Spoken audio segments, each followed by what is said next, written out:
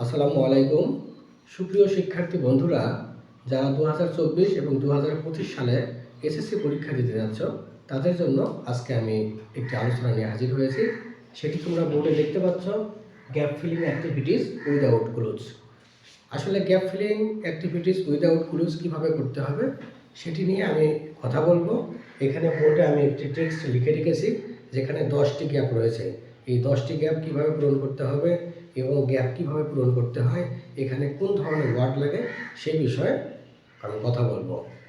তাই পুরো ভিডিওটি দেখতে হবে এবং যারা ফেসবুকে দেখছো তারা আমাকে ফলো করো এবং যারা ইউটিউবে দেখছো আমার চ্যানেলটিকে সাবস্ক্রাইব করো। তো কথা না বাড়িয়ে চলে যাচ্ছি আলোচনায়। তো শিক্ষার্থী বন্ধুরা, gap filling activities without clues, এখানে এই যে ক্লুজ শব্দের অর্থ হচ্ছে ইঙ্গিত। অর্থাৎ এটি তোমাদের ইংলিশ সেকেন্ড পেপারের পরীক্ষায় একদম কোশ্চেন নাম্বার 2-তে থাকবে। আর এর আগে কোশ্চেন নাম্বার 1-এ যেটি থাকবে সেটি হচ্ছে gap filling activities with clues. অর্থাৎ সেখানে বক্সের মধ্যে শব্দ থাকবে, সেই উপযুক্ত শব্দ দিয়ে শূন্যস্থান পূরণ করতে হবে। আর এখানে কোনো শব্দ বা কোনো ইঙ্গিত থাকবে না।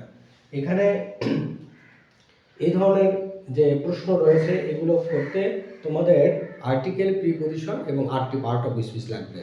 অবশ্য প্রিপজিশন 8টি পার্ট অফ স্পিচেরই অন্তর্ভুক্ত এবং আর্টিকেলও ডিটারমাইনার আমরা বলি, এটি কখনো অ্যাডভার্ব এবং কখনো অ্যাডজেক্টিভ হিসেবে কাজ করে।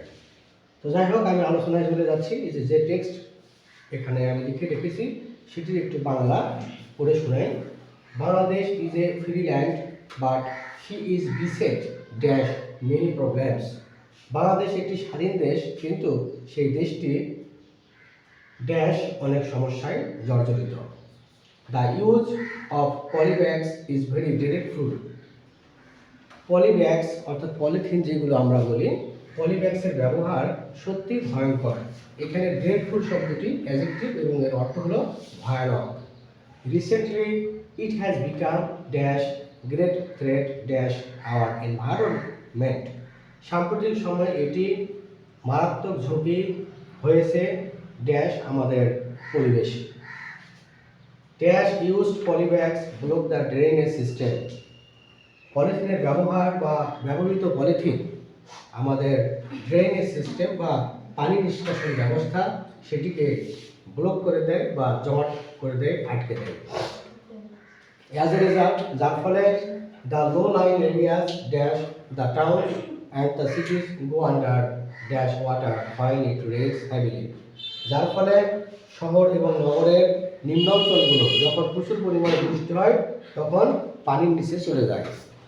The used polybags also tank the fertility of our soil.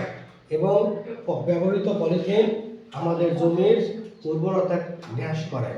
Hour government has already banned the production dash polybags. আমাদের সরকার ইতিমধ্যেই পলিথিনের উৎপাদন নিষিদ্ধ করেছে।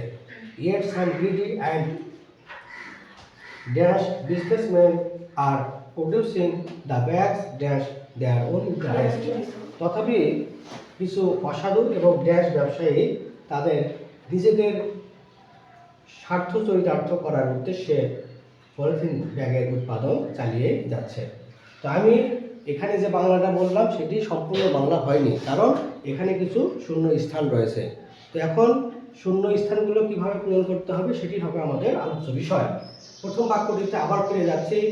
Bangladesh is a free land. Bangladesh একটি মুক্ত দেশ, বাট কিন্তু she is beset dash many problems. এইখানে এই যে এ অংশে যে গ্যাপটি রয়েছে, এখানে যে ওয়ার্ড বসবে সেটি নির্ভর করবে তার পরের শব্দের, তার আগের শব্দের জন্য। এখানে বিসেট শব্দটি এমন একটি শব্দ, আমরা যখন অ্যাপ্রোপ্রিয়েট প্রিপজিশন করি তখন এই বিসেট শব্দটির সঙ্গে উইথ প্রিপজিশনটি লাগে। এর অর্থ হলো জরাজীর্ণ, ভরপুর বা জীর্ণ।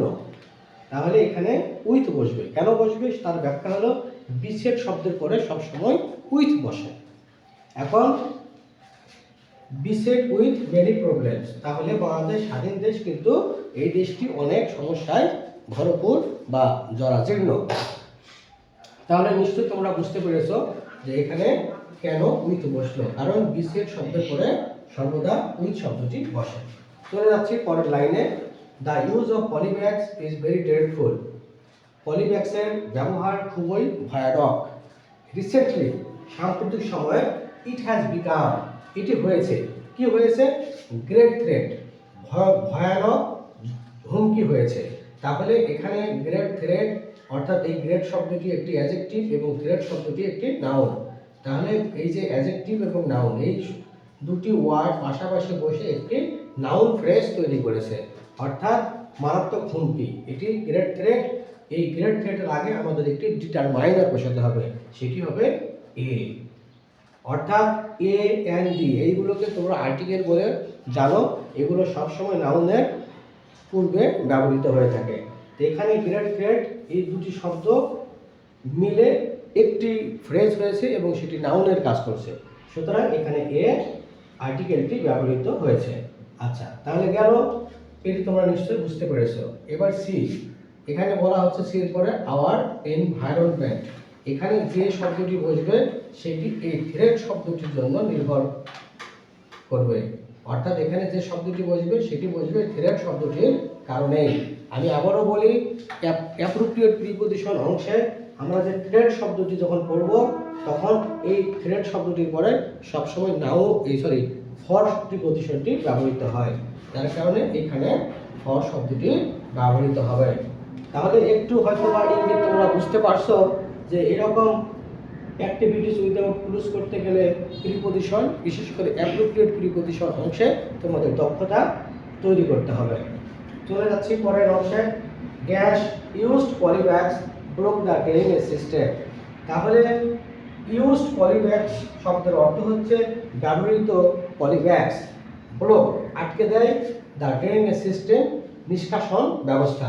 তাহলে এই জায়গাটা এখানে এই যে আমি আবার রাউন্ড করে রাখলাম দুটি শব্দকে একত্রে, ইউজড পলিব্যাগস, এটি আবার নাউন ফ্রেজ, অর্থাৎ এটি একটি নাউনের কাজ করবে। তাহলে এখানে যে এই যে বি অংশে নাউন ফ্রেজ নাউনের কাজ করলো, অর্থাৎ একটি নাউনের পূর্বে ডিটারমাইনার ব্যবহৃত হয়। এখানে আমরা সেটি দেখতে পাচ্ছি, নাউন ফ্রেজ হয়ে যাচ্ছে এটি। সুতরাং এটি যেহেতু নাউনের কাজ করতেছে, সুতরাং এর আগে আমরা দি ব্যবহার করব। কেন দি ব্যবহার করব? কারণ এখানে ড্রেনেজ সিস্টেম কিসে নষ্ট করে দেয়?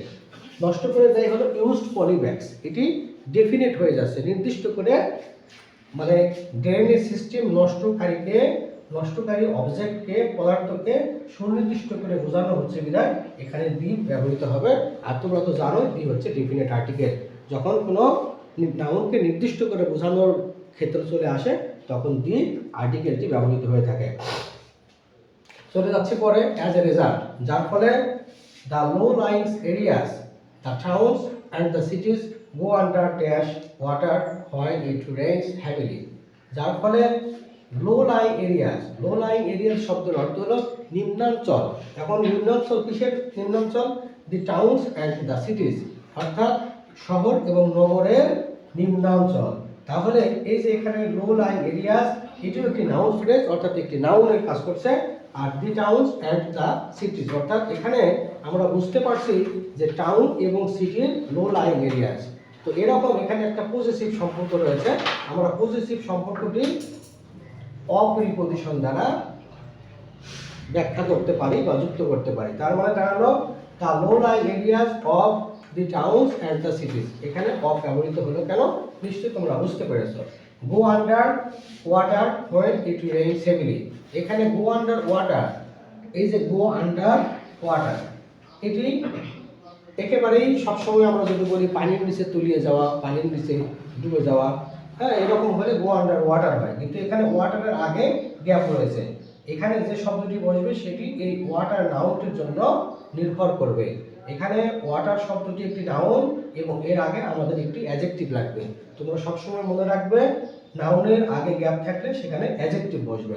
তাহলে এখানে কোন ধরনের ওয়ার্ড বসবে সেটি নির্ভর করতেছে এই নাউনের জন্য। এখানে বসবে একটি অ্যাডজেক্টিভ, কিন্তু সমস্যা হচ্ছে বা প্রশ্ন হচ্ছে সেই অ্যাডজেক্টিভটা কি, সেটি নির্ভর করবে এই অংশটুকুর উপরে, যে হোয়েন ইট রেইনস হেভিলি, যখন প্রচুর পরিমাণে বৃষ্টি হয়ে যায় তখন শহরের এবং নগরের নিম্নাঞ্চলগুলো নোংরা পানির নিচে চলে যায়, অর্থাৎ তখন তো নোংরা পানি পরিষ্কার অঞ্চলে চলে আসবে যখন প্রচুর পরিমাণে বৃষ্টি হবে। তাই এখানে অ্যাডজেক্টিভটি হবে ডার্টি। এই ডার্টি শব্দটি এখানে বসবে। The used polybags also dash the fertility of our soil. এখানে দ্য ইউজড পলিব্যাগস হচ্ছে এই বাক্যের সাবজেক্ট, অলসো হচ্ছে অ্যাডভার্ব, সুতরাং এই জায়গাটি একটি ভার্বের। এখন the fertility of our soil শব্দটি এই ফ্রেজটির অংশ হলো আমাদের মাটির উর্বরতা। এখন তাহলে ব্যবহৃত পলিথিন পলিব্যাগস অবশ্য আমাদের মাটির উর্বরতাকে কি করে ধ্বংস করে দেয়। সুতরাং এখানে এই যে ভার্বটি বসবে সেটি হবে ড্যামেজ অথবা ডিস্ট্রয় অথবা স্পয়েল।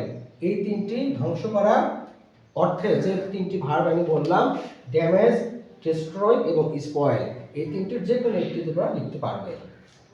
এবং এখানে কেন ভার্ব বসলো সেটি তো আমি বললাম। দ্য ইউজড পলিব্যাগস হচ্ছে এই বাক্যের সাবজেক্ট, আর এইখানে সাবজেক্টের পরে মূল ভার্ব বসবে, আর the fertility of our soil এটি হচ্ছে object. Our government has already banned the production dash polybags. এইখানে প্রোডাকশন শব্দটি হচ্ছে নাউন, পলিব্যাগ শব্দটি হচ্ছে একটি নাউন। এই দুই নাউনের মাঝখানে একটি অফ আমরা প্রিপোজিশন হিসেবে ব্যবহার করব, অর্থাৎ কিসের প্রোডাকশন নিষিদ্ধ করা হয়েছে, পলিব্যাগসের প্রোডাকশন বা উৎপাদন নিষিদ্ধ করা হয়েছে, যার কারণে পলি এখানে অফ ব্যবহৃত হবে। একটু বলে রাখি, বাংলায় যখন বিভক্তিতে র এর এই ধরনের বিষয়টা চলে আসে, ইংরেজিতে বা একটা ইংরেজি বাক্যের অর্থ যখন আমরা এরকম র এর পাবো তখন সেই জায়গায় আমরা অফ ব্যবহার করব। Yet some greedy and dash businessmen are producing the bags dash their own interest. এখানে লক্ষ্য করি yet তারপরে some greedy, এখানে এই যে গ্রিডি শব্দটি হলো অ্যাডজেক্টিভ আর অ্যান্ড হলো কনজাংশন। তোমরা জানো, বা না জেনে থাকলে আজকে জেনে নাও, অ্যান্ড হচ্ছে কোঅর্ডিনেটিং কনজাংশন এবং এটি সবসময় সিমিলার ওয়ার্ড, অর্থাৎ একই জাতীয় শব্দকে দুই পাশে যুক্ত করে।